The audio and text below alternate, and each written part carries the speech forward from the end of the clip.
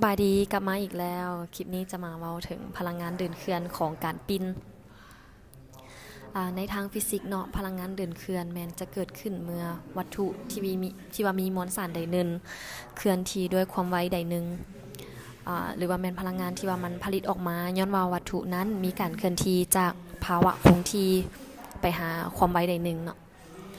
ตัวอย่างคือถ้าหมักบานหน่วยหนึ่งมีการเคลื่อนที่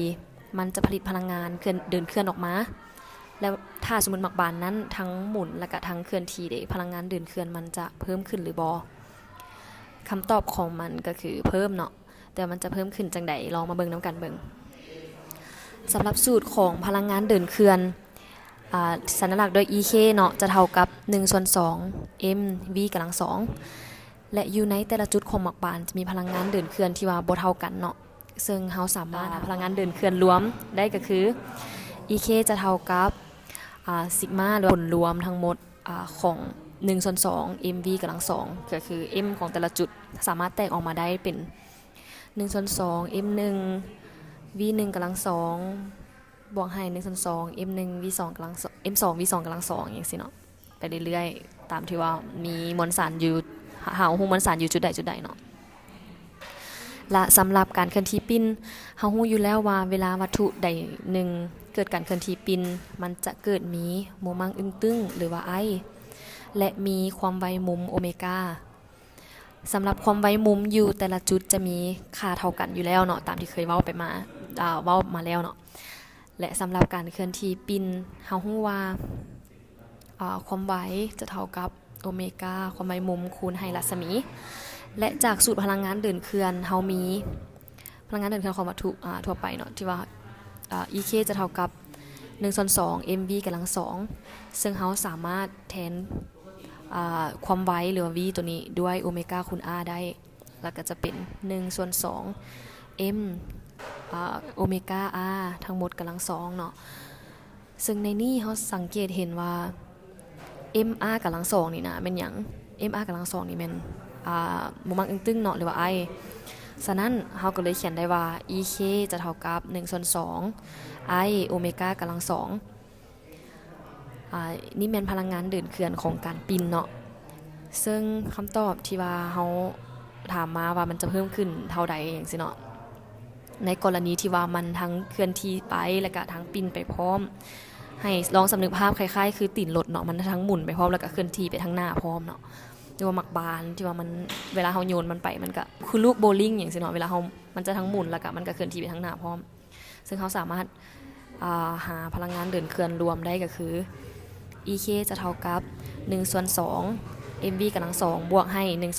1/2 I โอเมก้ากำลัง2ซึ่งเฮาจะไปเบิ่งตัวอย่างการคิดไล่เฮามีหมักบานหน่วยนึงกิ้งไปตามหน้าเพียงถ้าฮู้ว่าวัตถุมีมวลสาร2กิโลกรัมและเคลื่อนที่ไปด้วยความไว20เมตรต่อวินาทีฮู้ว่าความไวมุมมันแม่น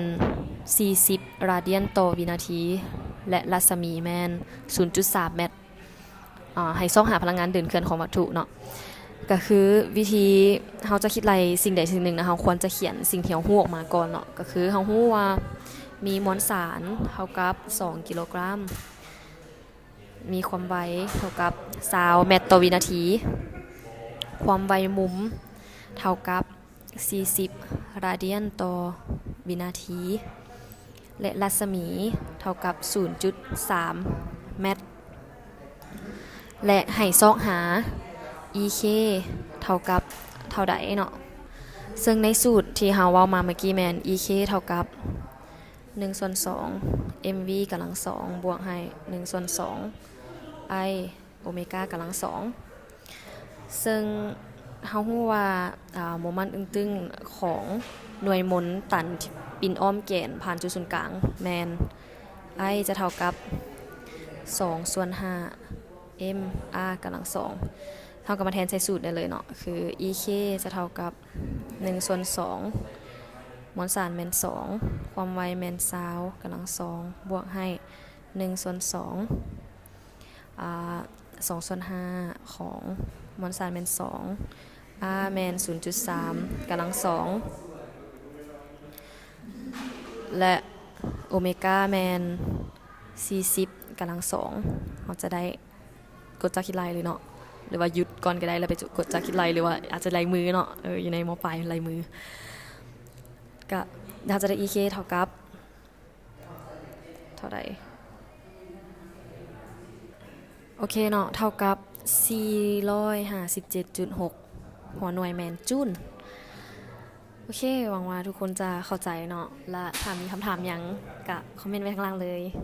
ขอบใจที่ว่าเบิ่งคลิปมาจนจบเนาะ